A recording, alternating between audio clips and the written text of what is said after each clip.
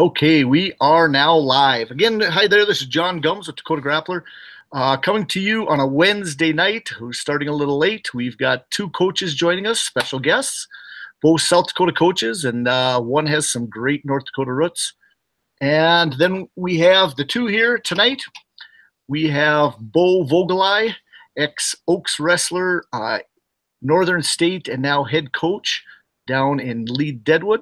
Has a program up and going pretty well, and it's got a state placer back that hasn't had for a while, so that's pretty cool for the program. And then on the other one, our mute man, just in the background there, until he's going to try to get another computer, we got Baszler, Thomas down there. He's in Huron, assistant coach for several years, probably about 15, 16 years, and known him for a long time. He sold some ads for me. He's got some Redfield ties, so he went back and kind of got me in my foot in the door for some people for some support there.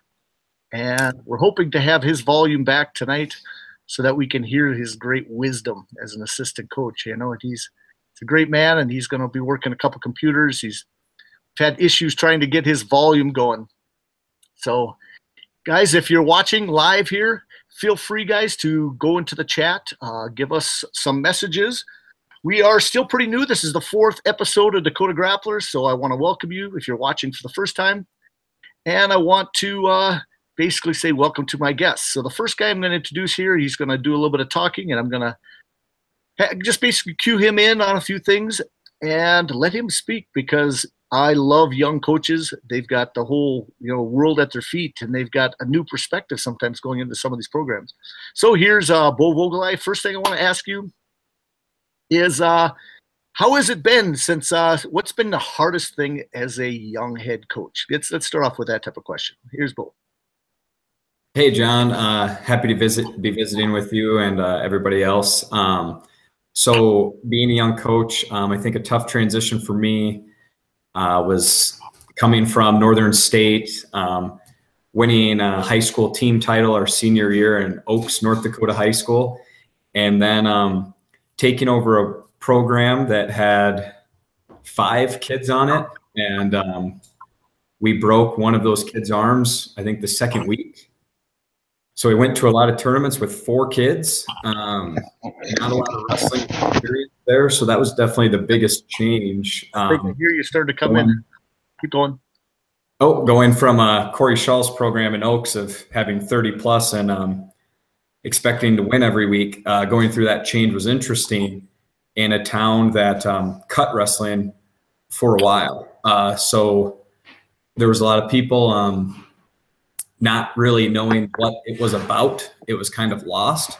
So getting that urge, that fire back, that was definitely an interesting start. Okay, awesome.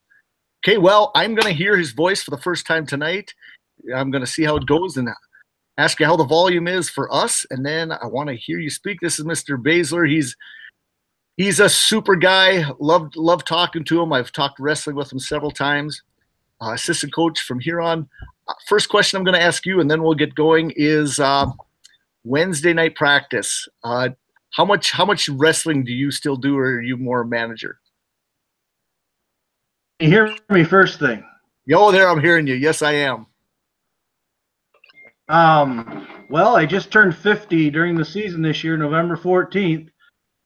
So right away that day, I had to get on the mat with a couple of the bigger guys just to say I wrestled into my 50s, but really just showing moves.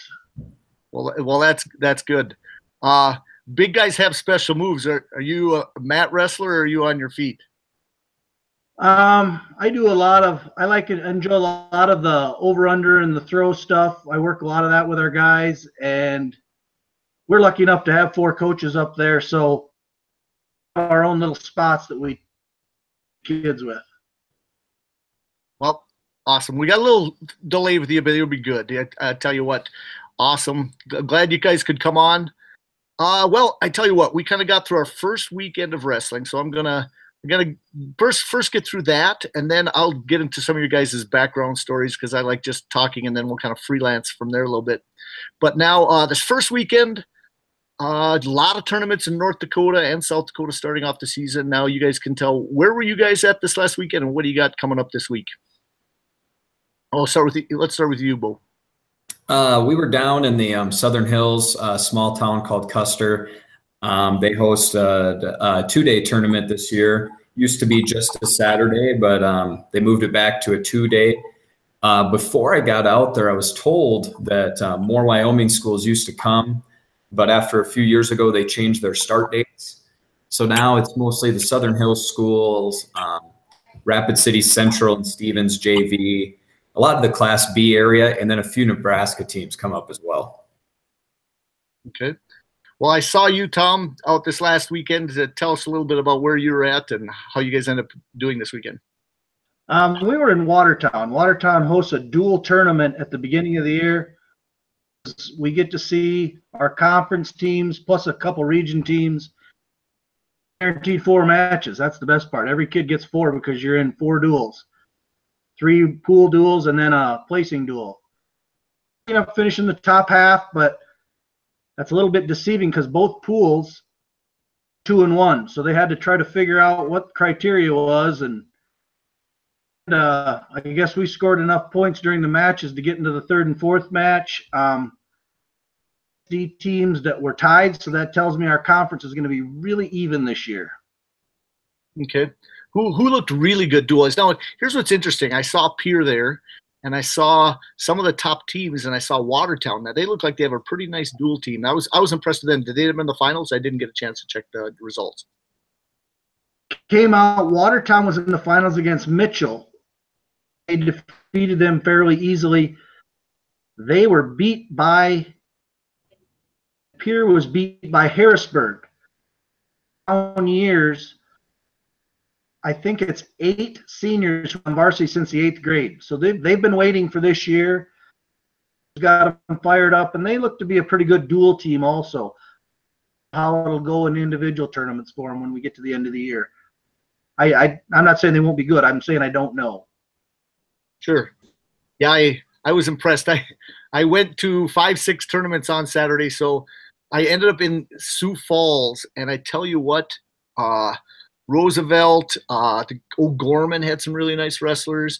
I saw several great wrestlers when I was there and got to watch the finals of that whole tournament, and just impressed of what's happening. And the thing I was amazed with this first weekend is that I saw a ton of wrestlers in already good shape. I mean, I wasn't seeing a lot of wrestlers dying, so the commitment of the coaches to get them in shape after football for a lot of these guys is tough. What do you guys focus on to get your wrestlers in shape early on? Lots of running, more wrestling.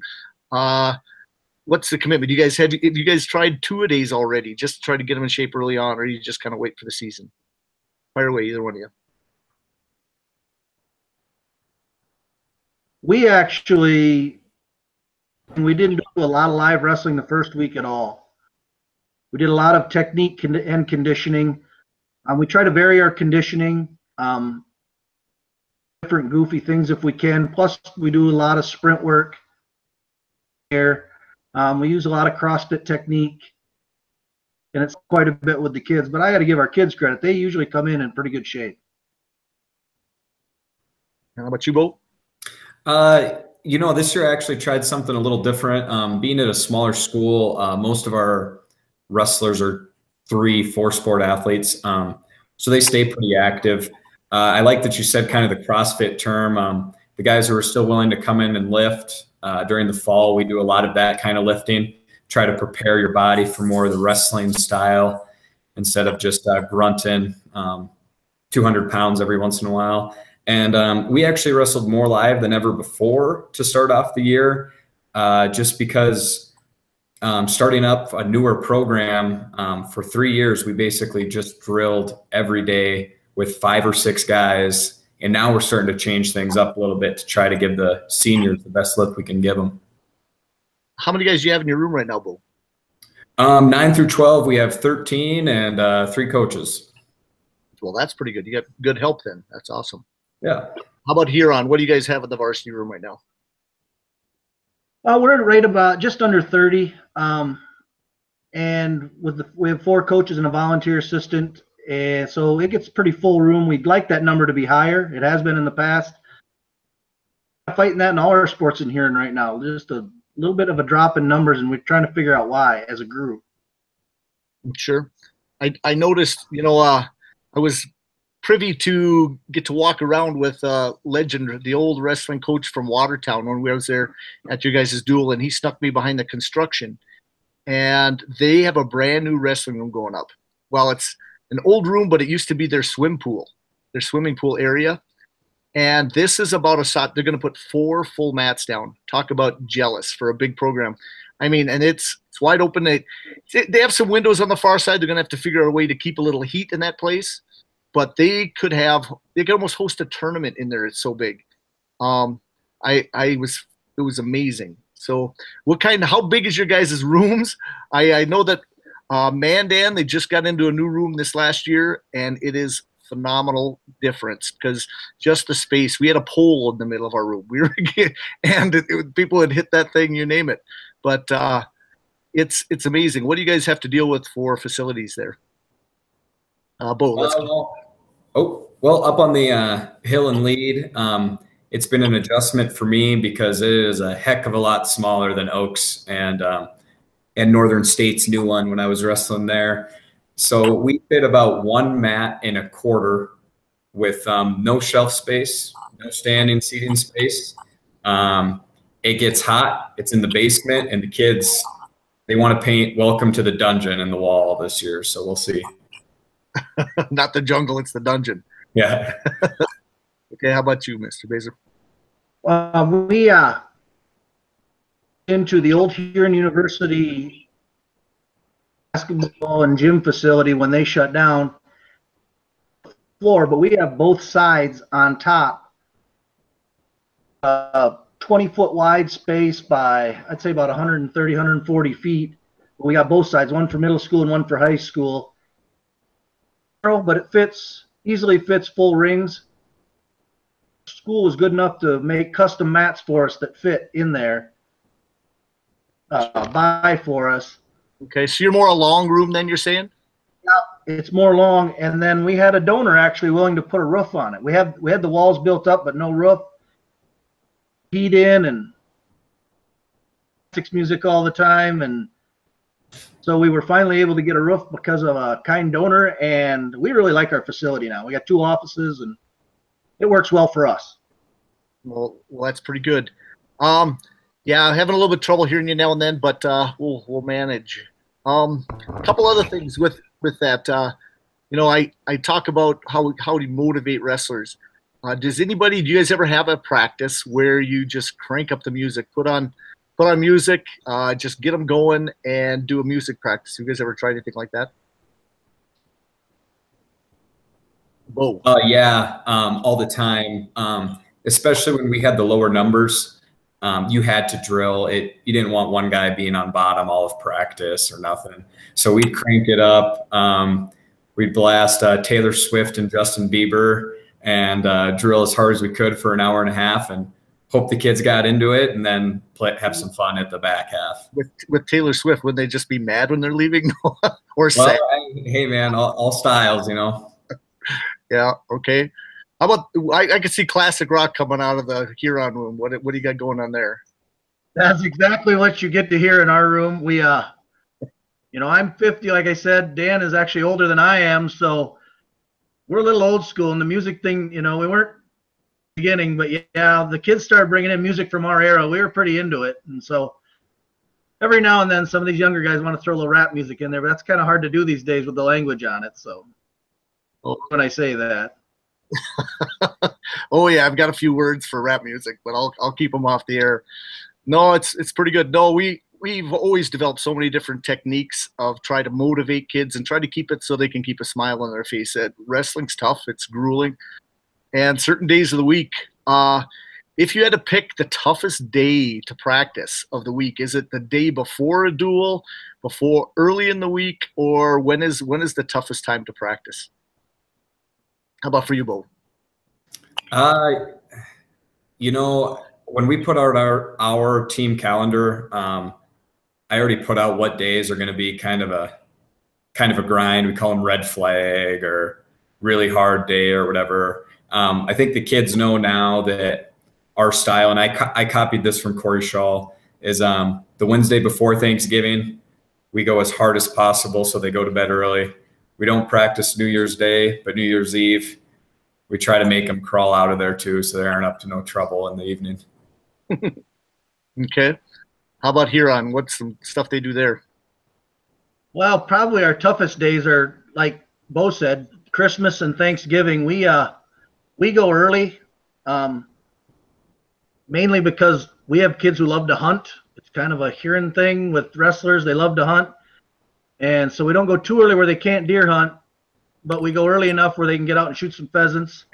There weren't many to shoot this year, so we did go extra early and wrestle a little extra long. So I don't know. Those seem to be the days that kids get plenty tired. We always joke they're just fat and happy, so we got to get that out of them. So, well, that's pretty good.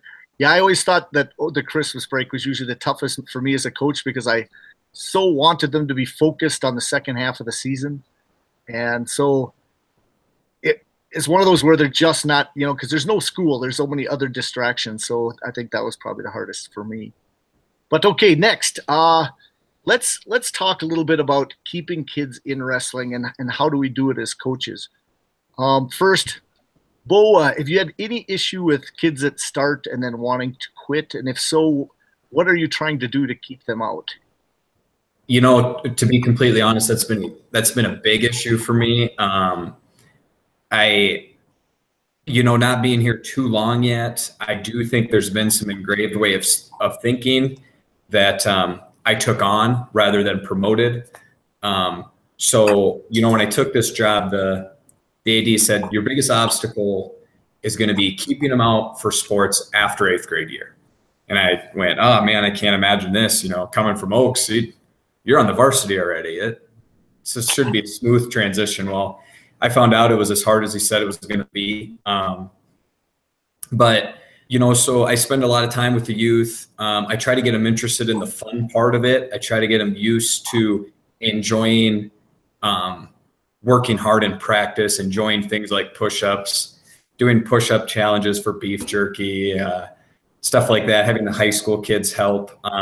Try to take carfuls of kids to Denver tournaments and those type of things to really make them try to enjoy more than just the tournament. That's the strategy I have. But I tell you what, I'm all ears for keeping 7th and 8th graders out because I could use a lesson. Okay. And you said Huron's numbers are down and you're not quite sure, but I know over the years you've been around a long time. What are some of the things you can talk about there? Well, when I started with Dan, I think it's 16 years ago, we actually only had about what Beau did, 13 kids in the room. For a tournament in Aberdeen, we sat together and said, okay, we got to get a plan. And the theme of our plan is we became the Ellis Island. Oh, I got a little glitch here. The Ellis Island of wrestling. We took every kid we could find. We didn't care their background, if they'd ever wrestled or what. At one point, I think in like 2006 or 7, in our room. And we were pushing 50 with part-timers is what we call them. This day and age, sometimes it's hard to find kids that want to work hard. And that's not a knock on kids, it's kind of the reality.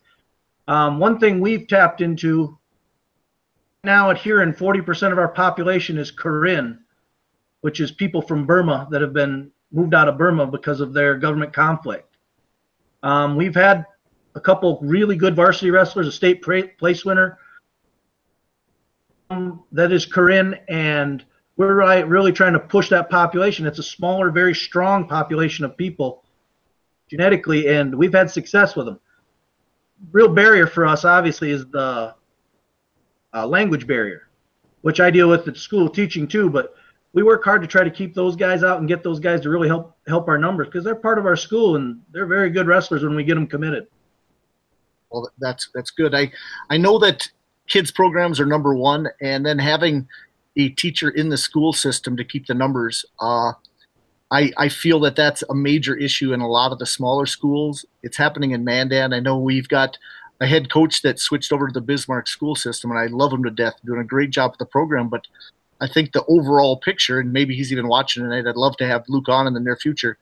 But I think that's going to be one of his biggest struggles is not having somebody right at the high school to grab those few kids and to get them into the room. A teacher in the system is so key. I I can name different programs where as soon as they don't have someone in that school as their promoter, as their go-to person, the numbers just fall off, and it's hard enough when you're there, let alone not. So I don't know. I really think that parents, when they're involved and they get committed, I think that's a big part.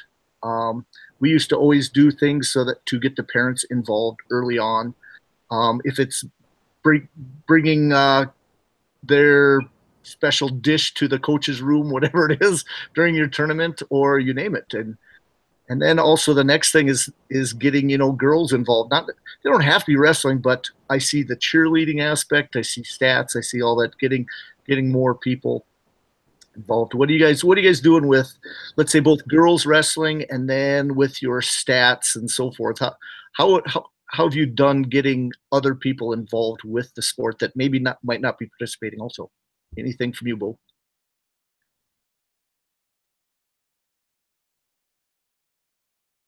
Are you still there, guys? Have we paused out a little bit? Maybe I'm here. Oh, okay. I don't know. It looks like we got a little pause on Beau there, maybe. That's okay.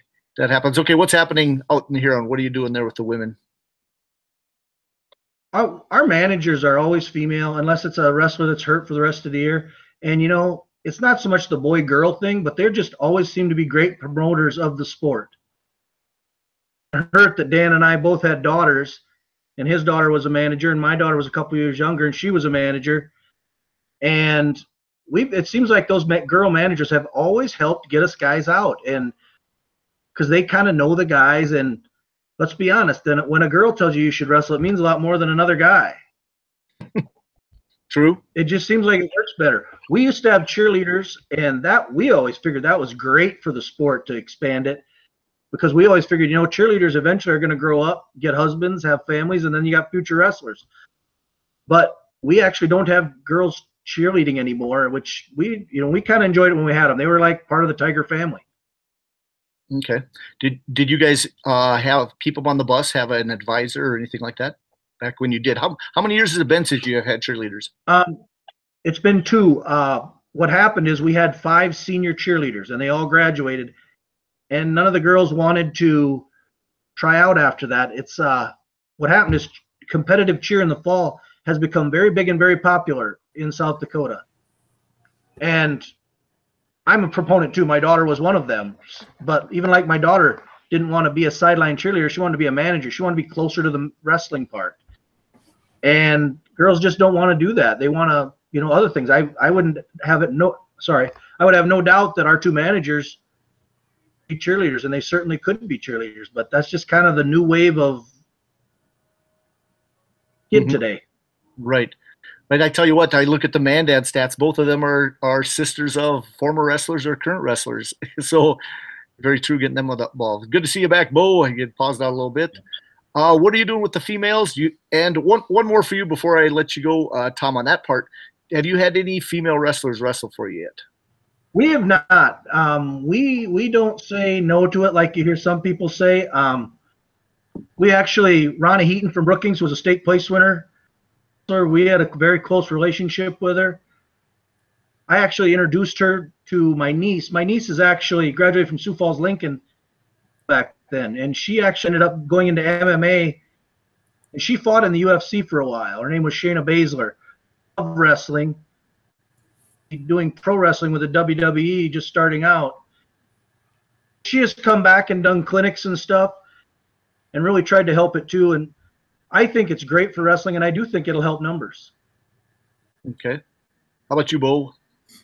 I agree 100%. I don't have a lot of experiences to share yet. I used to teach 4th grade, and so I tried to make it a point to visit every single classroom in the school district and encourage boys and girls for wrestling, and try to help give some of those young ladies some extra support. We even tried to get a few mothers helping in some of our AAU practices a few years ago. So we would love to see it happen. I haven't had one come through the middle school system yet. There's a young lady who transferred or moved to Spearfish that I would have loved to have. She's going to do great things there. And then we do have one young lady that's in 7th grade this year. I hope she chooses to stick with it. She's a cool kid. She goes and does some War of the Roses stuff over in Colorado.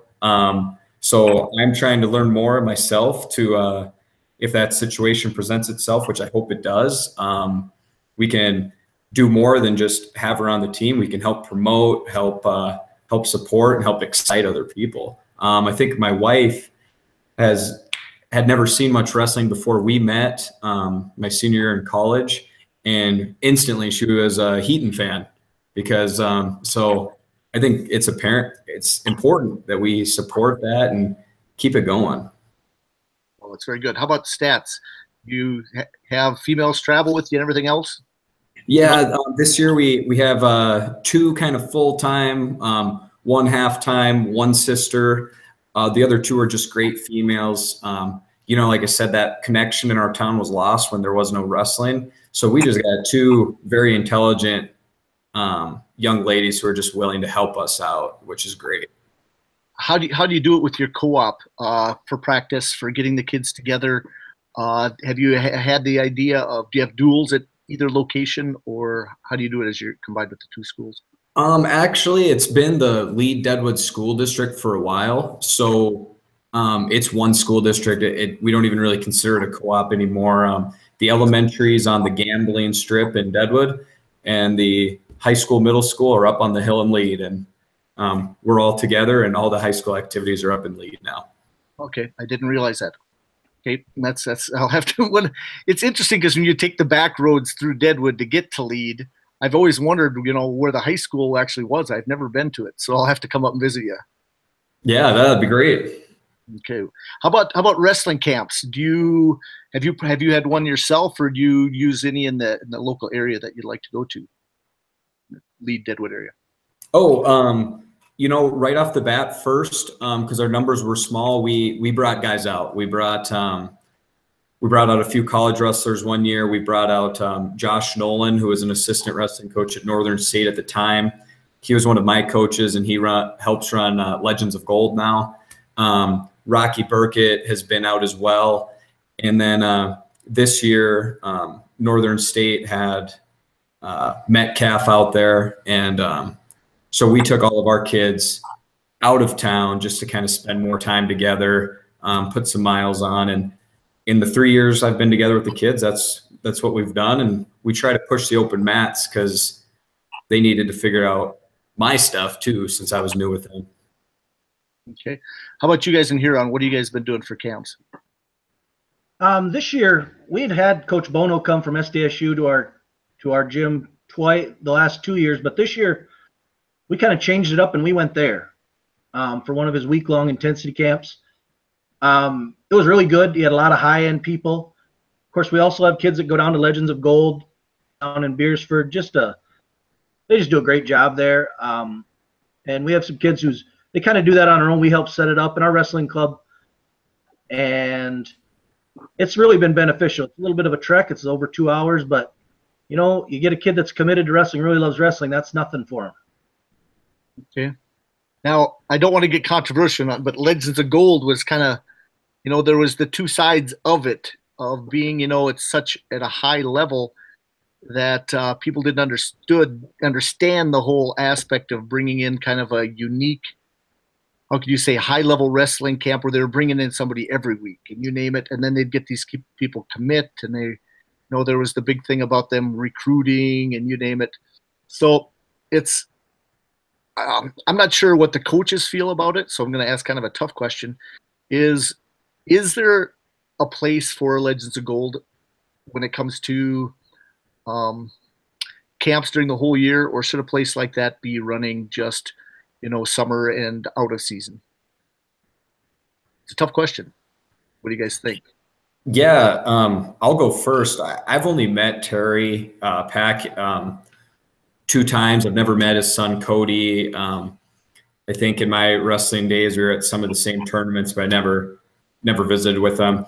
But I consider Josh Nolan a good friend of mine. I think he'd say the same thing. And I can say with full confidence, there's good people down there doing good work. So if people have any doubts towards that, I personally think they're wrong. But I do, coming out of college, I went man, more opportunities for more kids. There is no issues with that. And I couldn't understand until I went to a small class B school. And I'm not saying I see issues now, but I guess I understand a different way of thinking than I previously did before. But, you know, regardless, I run into those guys, I run into their kids. They all work really hard. They all have great sportsmanship. They represent the sport really well. And if we are all going to say that wrestling's a fight, man, they're living it every day. So I think that's awesome. And I'd applaud them. I almost wish there was more. So we didn't just look at LOG and say, this is just what they're doing. I wish there was those. I wish there was one out in West River too. And that would be great for my kids. And so I don't know. I'll keep listening, but I just know that those guys are great. They've treated me well. So love your opinion. Terry's been good to me too. Okay. How about you? And here on, I know you get to use the facility, you get there, but tell me a little bit on what you see in your area when it comes to, I've heard both sides, I guess. I probably have come full circle. When it first opened, I was pretty anti-LOG. I'm not going to lie. I felt like things were going and some things I'd heard. But then I got to be one of the South Dakota coaches that took kids down to Disney Duels, and we trained there. So I got to spend 3 days there, 3 or 4, I don't remember, and see what it's about, and got to see the people that, not just the wrestlers we brought there, but people that are doing extended camp time there and stuff. And I realized really Terry Pack's goal is to make wrestling better. And that should be everybody in South Dakota's goal. You know, and I kind of talk about that with people when I hear things. Now, I will say that and tell you this, that Beau and I don't live of LOG. We're a ways away. So when we get kids to go or we take a group, it's a little different, I think, than someone that lives in Sioux Falls, let's say. Right. And I would never try to speak for those coaches because I am in a different scenario than they are. Right. Both. Yeah. Well, I tell you what, I've kind of gone both ways with this too. I like what you're saying there because I've kind of come full circle. I saw the facility day one and I was amazed when they were, moving stuff from, kind of working with, because it originally was, if I remember right, kind of a dormitory for a female church or whatever it was type situation. And then as that closed down, then they took it over and they changed that place immensely. And I was kind of almost, I think it's a jealousy sometimes to start off, almost going, this is so good that nobody in other places are going to be able to compete because they can't get to that location where the Cantons, the Sioux Falls. And really, when you think about it, West River dominated South Dakota Class A wrestling for a long time. And to see the studs coming out of Sioux Falls, Roosevelt, many of these kids you see at the LOG stuff, it's really made the state more balanced, I think, so when it comes to total talent to the state. I don't know. Any feeling on upcoming talent in your region? You guys both got to see stuff. I know you talked a little bit about – see, one thing we don't get in North Dakota is something called a conference or the districts so much. That's kind of a feel that I got when I was in South Dakota. That, you have your competition within your area is different. North Dakota, we have to look statewide. Tell me what you're doing now that districts are gone and if you guys are still doing conference wrestling stuff. Let's go with Huron first. Yeah, we conference is huge to us. Conference, or the ESD as it's known, is the big AA schools, as we call them, minus Rapid City and Sioux Falls, to win a conference title. And like I said, first dual tournament, how's everybody in the conference? Where's everybody at? Keep an eye on West River too. I mean, it's not like we don't care about statewide, but those conference duels are big. And we don't have a lot of triangulars with those conference duels. We still duel on duel. First one next Thursday in Brookings. We'll probably bring 1,000 people into the arena. Okay, that's what I love. I tell you what, those rivalries and everything else. Now, who's all in your conference? Can you name them all for me, if you possibly could? Yep. We're Huron, Aberdeen, Pierre, and Mitchell. And those towns are also in our region, those schools. Brookings, Brandon Valley, Yankton, and now Harrisburg. And so basically that dual tournament in Watertown was pretty much all conference then. Pretty much. You just add Millbank. Oh, yeah, I forgot Millbank was there. Correct. because they're in our Region 3. Okay. Now they had a couple good wrestlers. I tell you what, they've been down for quite a few years and have some individuals, but I thought I saw some pretty good wrestling out of them this last weekend when I was there. I agree. They've got a couple that are gonna be pretty good. You betcha. How about out in the hills? What do you guys do in Class B wise? Do you guys still run a conference? Well, yeah, but I gotta admit, before I answer that question, I enjoyed hearing your story about your conference duels, because spending time in Aberdeen, I heard a lot of stories about battling duels, running with all the Aberdeen kids. So it was nice to hear your perspective of that there, Coach. But yeah, we have kind of a mixed conference out here of Class A and B. To me, it's maybe not as important as it should be, because a lot of this goes back to the school not having wrestling. So to me, I tell my kids, this is great.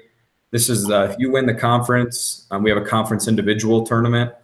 If you win that, you get your name in the paper and you get to show the rest of your classmates and peers in the high school what it's like to be a winner. Because to be honest, our boys' sports just aren't that great right now out here. So that's a way for them to say, hey, I'm tough in this area. And I think that's a prideful thing. We do put more stock in our region. Maybe that's because I came from North Dakota. I don't know, but it's good. We have Spearfish, Custer, Hot Springs, Belle Fourche. Red Cloud is quite a ways south of us. Hill City, and I might be forgetting a couple others. Okay. Now, I know it was big in Mobridge when we had ours for the few years I was there, that if you were a conference champ, they made a big article in the paper. They had an all-conference wrestling team, which I was amazed that they could even do that. And I was, at that time we had Fort Pierre. We had Winter actually come up to it as Winter, Fort Pierre, kind of the center part of the state. Mobridge, you go the Gettysburgs, the Fulton. I'm trying to think of who else was all in there because it's been 20 years since I was coaching there. And it's amazing though, the conference and how it means something. I know they do it in football too. It's something that South Dakota has that North Dakota definitely doesn't. Question for you with the ties. Now I'm going to go Beau here a little bit. Now, you have a family of wrestlers. Let's talk a little bit about your dad. Love him to death. He's in the North Dakota Hall of Fame. He's an announcer. Talk about him, and let's talk about your brother and what they mean to you and probably some of the people that got you into wrestling. Now, you're the youngest of the Voegelis, correct? Boys? No, CJ is my younger brother. He was the better wrestler. So. Oh, I forget he was younger than you. Yep. No, it just goes to show that putting time into a sport, no matter how much success or lack thereof you have, giving something full effort can really bring people closer together. And we try to tell that to our kids, because not all of our kids are going to be state placers, but the experiences they can have with their family and going forward are just phenomenal. And Dad taught at Northwestern, which is with Warner now in Class B. For a few years, and he took us to our first tournaments down there. And then how old were you when you first wrestling tournament? 4, and I think I bawled the whole time. Okay. Yep. And then a few years later, he got out of education. We moved up to Oaks, which was the rival of his high school, Ellendale, North Dakota.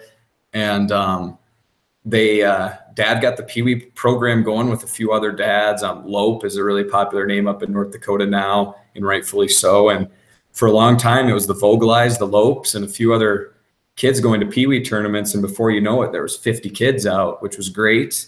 And, we went through all the wrestling stuff together. Dad was the youth coach and broadcasted for the area wrestling in his orange trail or his orange blazer. Yep, Oaks orange tornadoes. Yep. Yep, and and then our high school team started getting pretty tough. It was really fun, as when I was a senior, we won our first team state title, dual state title in a while. And then my younger brother was I think the only varsity wrestler to be on all 4 of those championship teams. And his senior year, I think, when he won it, I traveled up from a duel at Southwest Minnesota State, got there like 2 a.m. to watch CJ win his state finals match, Dad go into the Hall of Fame. And And then, a few years later, CJ and I wrestled together at Northern. We're both done there now, but Dad was an All-American there as well. And we're all still pretty involved with wrestling all over the Dakotas. So that's pretty cool. How about what does Corey Shull mean to you in your wrestling? Or if you have a good story about Corey, fire away. I like to hammer him a little bit sometimes. Good friend of mine, stayed out the lodge many times, drinking a few adult beverages. So how about Corey? What does he mean to you? Well, first off, I have to say I owe him more thanks than I will ever be able to tell him verbally, because I was kind of a punk when I was a know-it-all kid when Shaw coached me. So I feel really bad for being stubborn all the time. But he was great. He kept wrestling fun, but knew how to push. He was fantastic at getting kids out and enjoying the sport, which is why he won all those titles. Everybody wanted to wrestle for Corey. He could have coached basketball and people would have wanted to play basketball for Corey. So, I think my favorite story about him is, I don't know if he knows this or not, but my best buddy, Justin Coleman, and I, we used to get 14, 15 pounds over on Monday, and we would try to not let him know. And eventually he found out, and he made this rule that you had to push a towel for every 10th you were over 5 pounds on Tuesdays, because he was sick of us being knuckleheads. Oh, no. And we had Rod Garland, our assistant coach, who also went into the Hall of Fame 2 years ago. He was checking our weights, and I stepped on the scale, and I was 8.8 over, and I think I started crying because I wasn't going to get to practice that day. And Corey says, "Rod, how far over is he?" And he winks at me and says, "0.1. So I went and did my one towel and jumped into practice. But oh, that's pretty lucky. Yep. Yep, absolutely. Yeah, I saw Rod just last week up in Jamestown, and he said he was somewhere, and he said, well, they needed someone to come up to Jamestown, so I'd go along. So he just loves his wrestling. No, it's amazing. Oaks has got a great program, and I love what they do at they're one of the first teams in North Dakota to start bringing people in every summer for their wrestling camps. Corey kind of had this exclusive just kind of Oaks wrestling camp, and he invited me to the one year to actually do it. So I thank him a lot, and I tell you what, I've had many late night stories, and we've shot a few things off the lodge area over the years. But how about you guys down there? Tell me a little bit about your history and your background with your wrestling for you. Well, I grew up in Redfield, South Dakota, north of here in the mid-'80s, under Coach Fran Esser, very famous coach in South Dakota, a lot of wins in his career, multiple state titles. I was lucky enough to get to wrestle on 2 of those, sophomore year. And it's just a lot of tradition in Redfield. They really live, eat, and die in wrestling, and I think it proves it. I believe it's 81. They've only been in 2 state basketball tournaments. Oh, that's crazy. Just one quick thing. Probably one of the most stubborn guys when it comes to wrestling coaches. He wants it his way. That's the way it's going to be. I've known Mr. Esser for a long time. Yeah.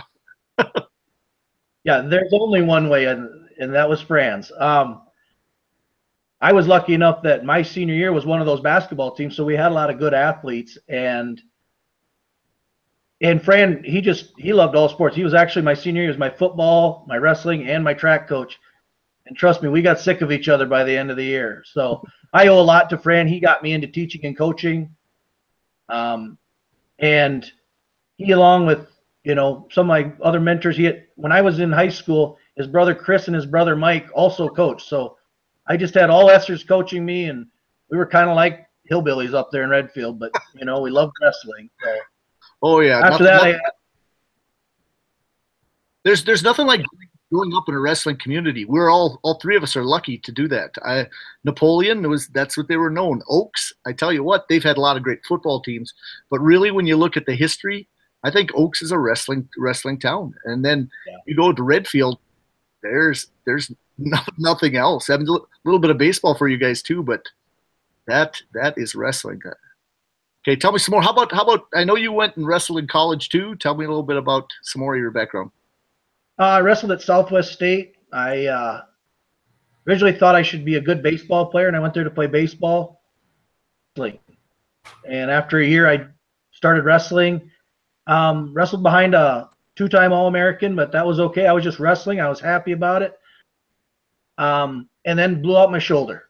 So I wrestled 3 years at Southwest and went for the last redshirt year. And my dad looked at me and said, "Son, they don't even have your major at Southwest. How about we transfer to Northern and finish?"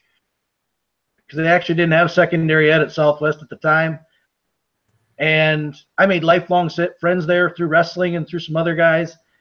And it was just a great experience, to be honest with you. Mm-hmm. I don't think we'd change any of that by any means. Okay, I like that little area. Let's talk about how close knit the family is when it comes to wrestling. How many guys in college do you guys still talk to? Let's go there just a little bit. How about you? Now you're not that far out of Northern, but how many guys in Northern do you still talk to with them both? Quite a few. Well, since you're talking about the Essers and college wrestling, a lot more recently because my buddy Donnie Bowden, head coach at Aberdeen Central, just married Teresa Esser this last weekend. So was up there and got a chance to, hang with Josh Nolan. Again, he's at LOG, and he was one of my coaches. Pat Tim, I still talk to all the time. Rocky Burkett, bunch of teammates. Matt Milner was a 2-time national champ at Northern, and he flew back in. It was great to see him. Of course, Donnie. So, social media is there's so many different things you can use now that it seems like I never go a week without talking to at least one of them. Well, that's pretty cool. How about Mr. Technology getting a second computer out today? What does some of the family wrestling mean to you? I tell you, we, for me, it's been pushing 30 years, but we still keep in touch. John Sterner, I wrestled under John Sterner, and his son was a national champion for me. Media, we make a lot of contacts with a lot of different wrestlers. We didn't wrestle, but wrestled in high school and kept the program around, as well as many high school teammates I still keep a lot of contact with. One named Bobby Waldner, state champion for Redfield, and was actually an All-American wrestler for Chadron State. Took all the time. He actually has a daughter, Old Miss of all places. I don't know how she ended up there from Nebraska, but at my age, to see other people's children coming up and now starting to wrestle or do other sports, and I like walking over to that kid when he doesn't know who I am and say, "Hey, tell your daddy's a putz. Tell him the hearing coach said it." Oh yeah, that's pretty good. I hear that all the time. No, I walk into the state wrestling tournament, and every time, I'm such a close-knit family, I about can't get away from people because it's so many people you get to know over the years, and it all has to do with wrestling. My wife gets mad at me. I'll be walking in the Mall of America, and I will end up running into somebody, and it's because of wrestling. It's crazy. How about this? Now, you've been coaching for a long time in wrestling, 50.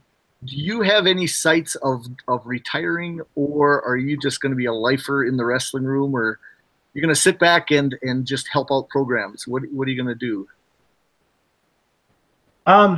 Actually, Coach McCarty, our head coach, is going to retire in 2 years from teaching and coaching. Give up the teaching, and he laughs at me. And this year, we've had conversations like that. I guess I've always planned on just coaching wrestling till I retired. I don't know. I'm currently the head track coach also, so I don't know that at my age I want to take on 2 head coaching jobs. A good, young, just out of college wrestler into here, and I think he could really take a program and make it go. I mean, we're set up right now. Captain for the ship in a couple of years. Well, you need to get somebody in. You got a couple of years. We'll push it on here to get somebody over there. Maybe Beau wants to move a little closer. Okay. How about Beau? What do you have aspirations? I know you're a head coach in a small town. Now, I know it's a tough question, but are you ever your wife? Where is she from? Would that make a difference of you going somewhere else somewhere in the future? I'm actually, my wife is from Beau, which is technically in the Ipswich Co-op. I do not believe they have contributed very much to that ever. So yeah, she's from the Aberdeen area. That's where all my family's at. But I'm close to finishing up my my administration degree now. So I don't really know what the long-term plan is here. But regardless, plan on staying with wrestling as long as it can be. If I'm still teaching, I want to coach high school and youth. When that administrative day comes, I'd really like to give all my efforts back into youth programs. I can't get enough of it, and I got a long ways to go. So, tell me your age if you're willing to. I'm not age? sure. Yep. 27. 27. Just a pup. But it's cool. We need the young blood. I tell you what. Same with referees. Same with anything. We need to just get that new cycle in. And I'm always scared when these teaching schools, lose their wrestling program. The Valley City States, when they tried to shut down, Aberdeen's wrestling program, I'm going, oh my, they don't realize how many coaches come out of those schools and what it would do to the wrestling program. So I tell you what, when Northern was dropping the wrestling program, I wanted to punt somebody, and that's my direct feeling, and I'd be honest about it. And I'm glad the wrestling community thought the same way I did and said, we got to do something about this. And so, what was your first impression when they were going to drop the program at Northern? Beau, because you're right there first. Oh man, I don't know if we have enough time to talk about that tonight. I was crushed. Dad's name is on the wall in the room, and to just even think about that in itself was just heartbreaking to me. And then I had just graduated. The team went through some tough years as I was an upperclassman there. Took a few years to get back on track, but they did. But my brother was still on the roster at that point. And, it was really hard to hear teammates maybe going to wrestle for Augie or Dickinson State or St. Cloud. That was tough. I mean, you competed against those guys. You didn't want to see your brothers go somewhere else or feel like somebody gave up on them. And I was still kind of new to the coaching scene in South Dakota, not going to high school here. But I got to say thanks to all the youth programs. I know some of the Rapid City ones sent money out. They helped out.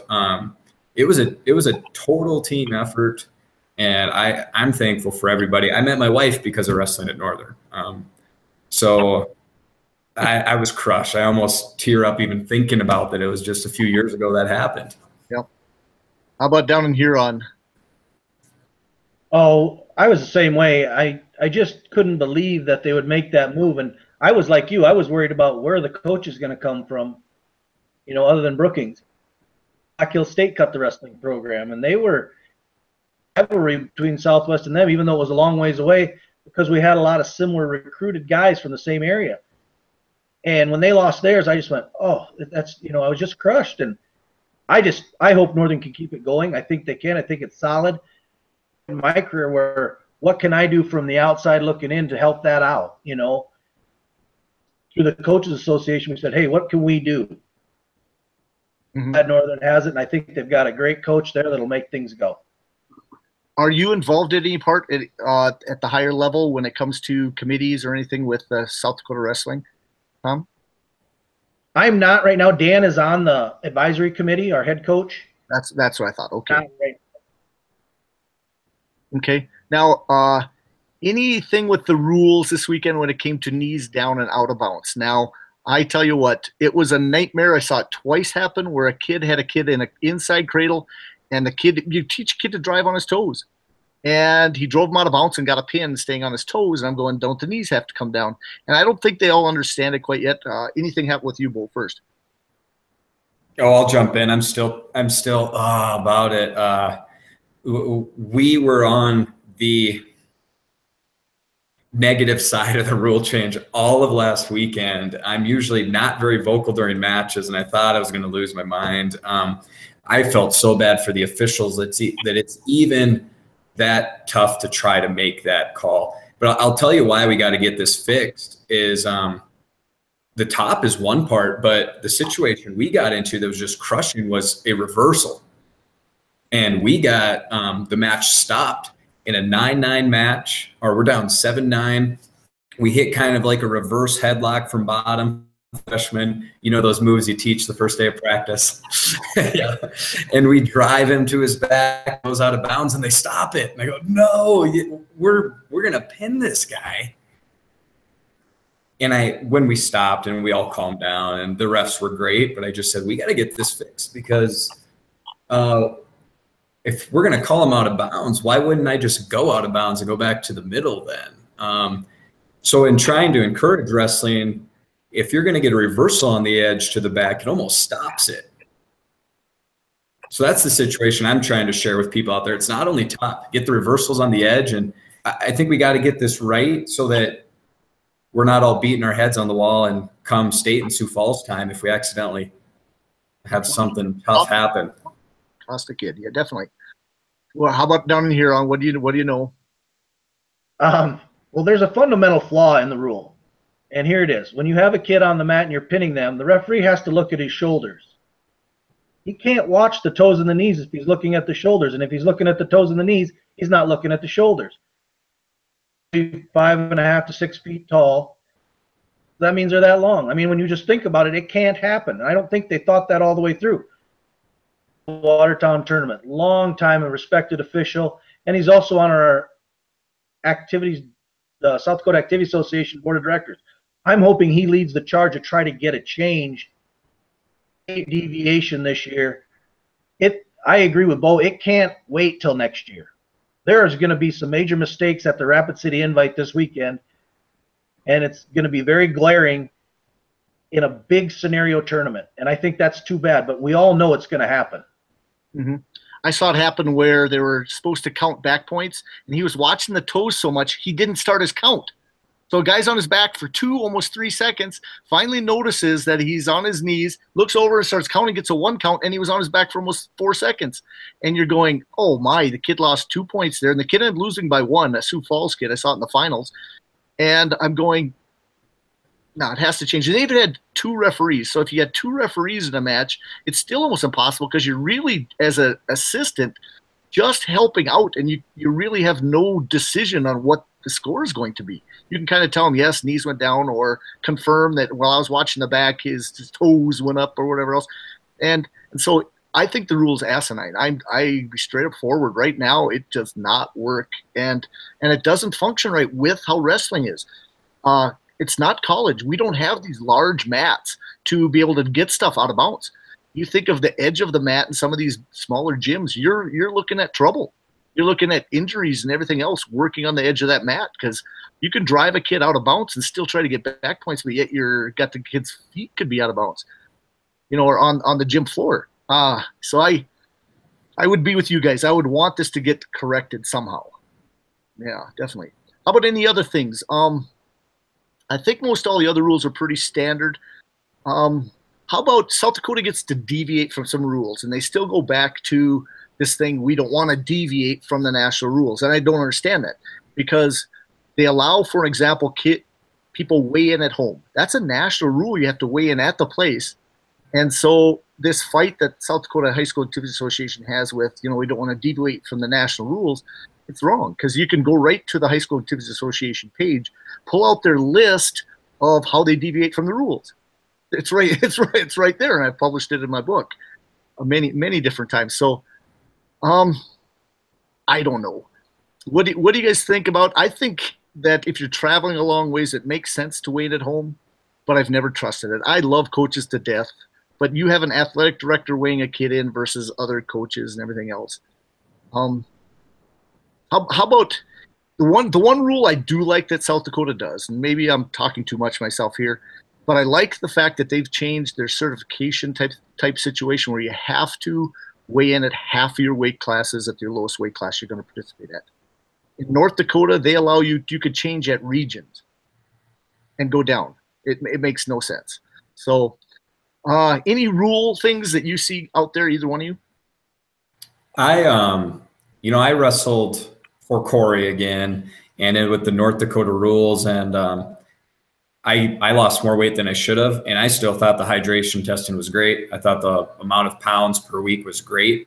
I actually ruffled a lot of feathers thinking I was a know-it-all young coach when I first got out here and didn't understand some of those weigh-in things and owe some coaches an apology. But I would actually like to see us go to that. Because like I said, I don't really promote weight cutting too much. And even though I did, it went just fine. I like it.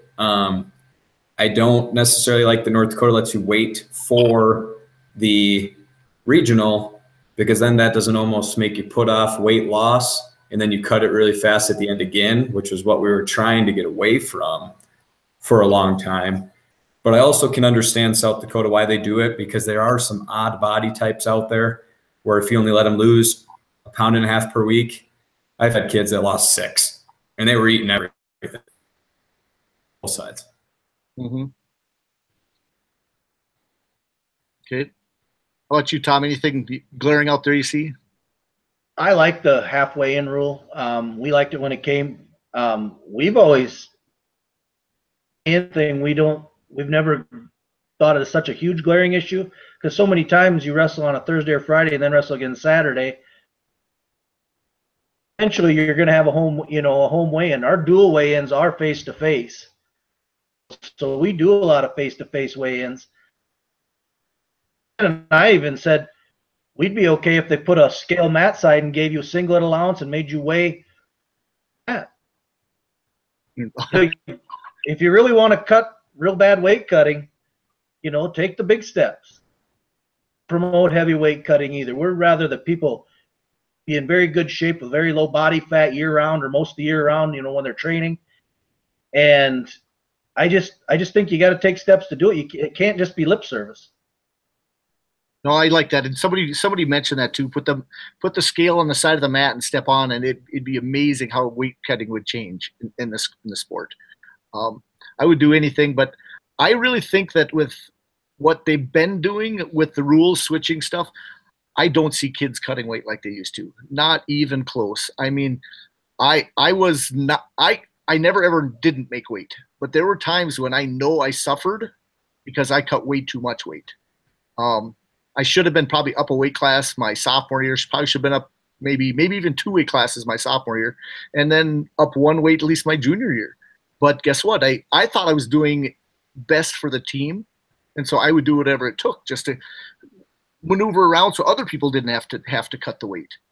And since I could do it, and I just did it, and it wasn't really expected. I think I kind of put that on myself, and I look back and go, I'd never want my son to go through what I did. And I wouldn't want my wrestlers if I was coaching them to do what I did, even though I know I worked out 2-3 times a day to make sure my weight was down and I was in superior shape. But I also cut out a ton of meals and I cut a ton of water the last couple of days that I don't feel wrestlers should do. So I don't know. That's probably how you guys are as coaches too. Anything on your side with weight cutting? Either way. I know what you're talking about. Me, one of the Coleman boys, one of the Potassic boys, Oaks, when you said you'd kind of just put it on yourself because you could do it.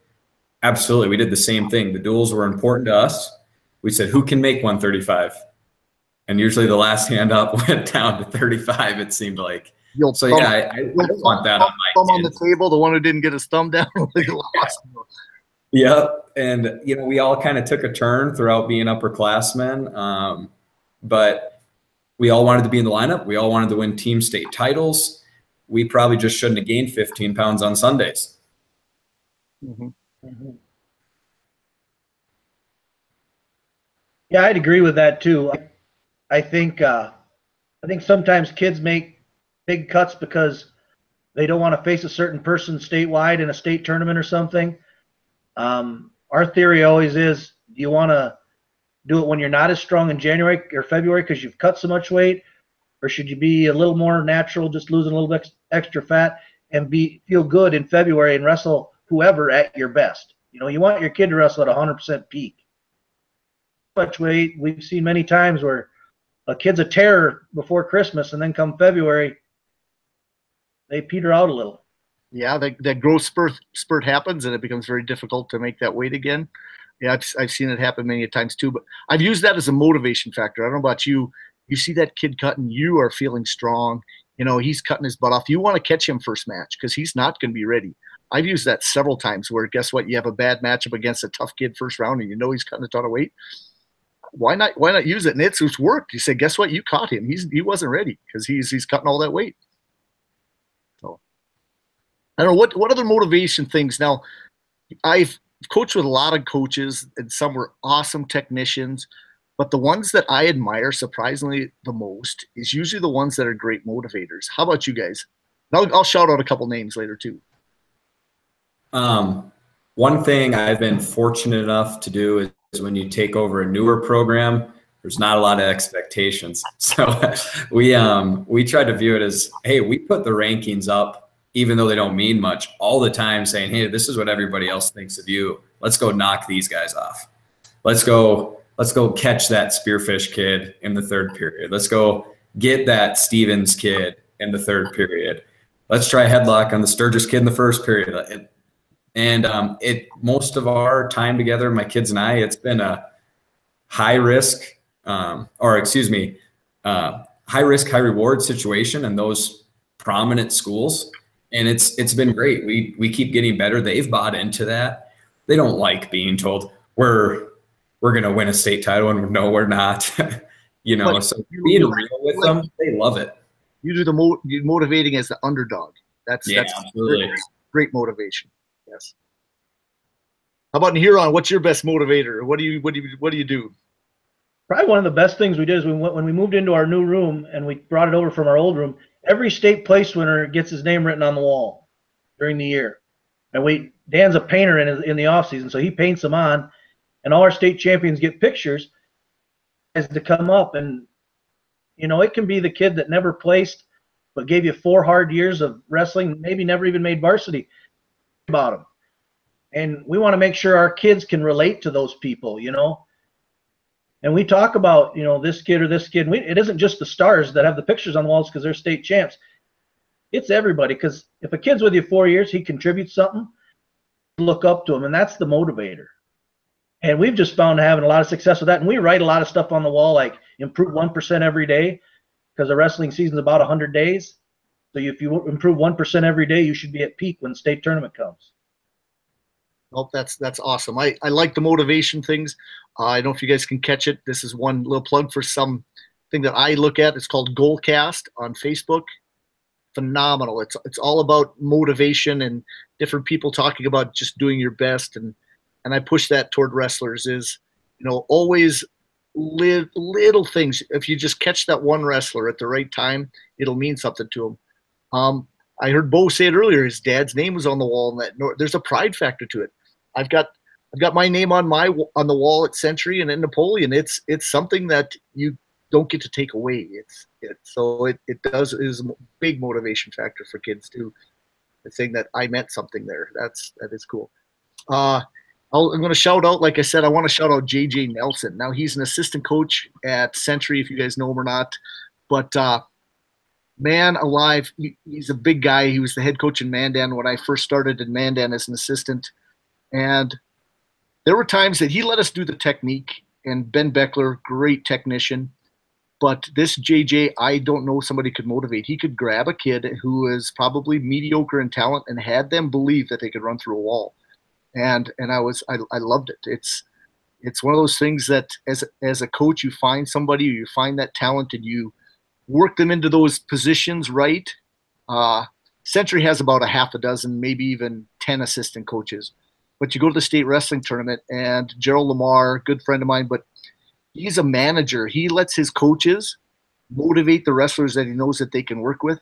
And I see him watch his coaches be successful, his assistants, instead of him taking the limelight and glory. That's a hard thing to do. A lot of coaches that would not let his assistants go on the state finals match. He's off to the side, and the guys that specialize with his kids, they take over, and they're in the corner helping out. And I envy that he has that confidence in his coaches, and it's a great thing.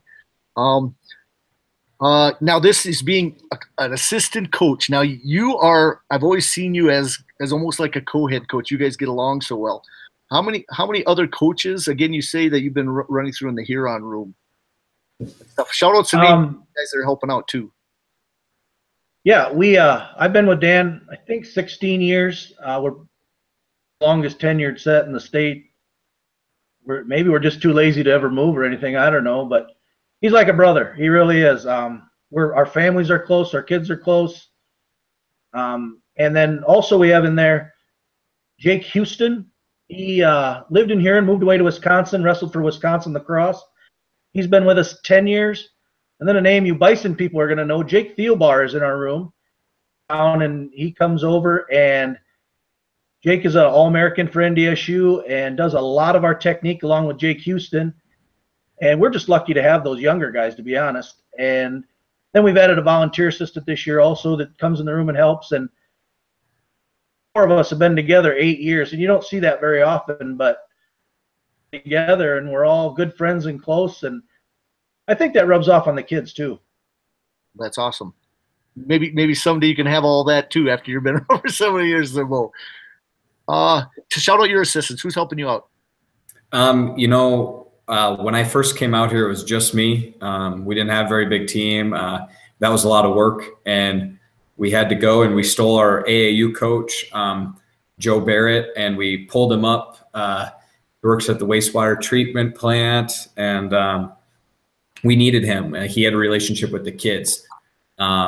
His name was prominent in town. People respected him if the young coach made a mistake. And that has been the best thing for me, is going and finding somebody to completely complement what I was trying to do with the stuff I wasn't able to do. And it was a great fit. And now that we've been together for a few years, he joined me in year 2, I believe. Now we have one of our former wrestlers back. So now we got, for a Class B team, we're really proud of the 3 coaches we have, because, they get, I kind of do the technique for now. I'm willing to pass that off down the road. But I do most of the technique and the managing, and those guys build the relationships and jump in the room. And for them to see the young guy, the former teammate, the new guy from Aberdeen, and then the guy who's been around and knows all their parents and probably their grandparents. I think we have a good mix there for our small town community. Well, that's awesome. Well, guys, I've been keeping you a long time. I got several things. I could talk all night wrestling, but I know you guys got lives and probably wives that you need to get back to, family and kids. I'm amazed my boy didn't peek over the shoulder. He likes to play his Xbox sometimes before he goes to bed, and he likes to stream some stuff. So he's always Wednesday night going, oh, man. But, guys, I appreciate it. You guys do a heck of a job in your programs and are great ambassadors of the sport. I will visit you guys several other times. If you got any final words you want to say, I'm going to start with you guys. Let's go with you, Mr. Baszler. Well, I'm excited. We're heading West River starting tomorrow. We duel Sturgis and Rapid City Central tomorrow night, and then we head to the Rapid City Invite. So those West River people watching, I can't wait to see you guys. Have a lot of old friends that have coached out there, and it's just a fun time for us. Kind of our highlight of the year other than the state tournament. Well, awesome. Well, I look forward to seeing the results. I usually like to make it down there and visit, but I will be going to a junior high wrestling tournament, working it on Saturday. Okay, how about you, Beau? Any final words? Hey, I'll look forward to meeting you in person. Thanks for coming out. I'll tell you guys, drive safe. We've had a lot of weird weather out here lately. It's been slippery, and maybe you'll catch all West River off guard because not many of us were practicing today, and hopefully we're in school tomorrow. For last word, just thanks, John. I appreciate what you're doing. I've tried to take a lot from you. I was at that camp you came with Corey as a high school kid, and I'm trying to take ideas from you guys who have been doing this and then try to give back to programs that are up and coming or growing or starting out, and then sharing with those young guys. So it starts from the top, and all you guys that are doing this and promoting the sport, it is contagious because there's a lot of us young guys now trying to follow with what you guys have been doing. So thanks, and keep it up. I tell you what, this show did different things that I've always wanted to do with Dakota Grappler. I've always kind of considered myself limited on what I can do as a teacher, but I see with social media, there's so much that we can do to promote our sport. I'm hoping all the coaches, I've always been mad when the coaches don't turn in their scores or anything like that. I'm hoping they find a way to get their stats, to do all that. Track helps a ton. Just promote the sport and get more people involved. You just got to catch one kid, and I think your job is good for life. You just got to do it. That's what I believe. Okay, guys. Well, this is John Gums again out with Dakota Grappler. Appreciate you coming out and watching. This is a long show. Episode 4, I'll be going again next week with Dakota Grappler. I have 1 or 2 guys already committed. Some more of the North Dakota guys. I know I've done some South Dakota, but I kind of want to get a mix of both South Dakota and North Dakota coaches on every week, because I think our topics are relative to one another, and we can always learn across state lines. It doesn't matter. So again, just got to get out there and have a great wrestling weekend, guys. Again, John Gums, Dakota Grappler out.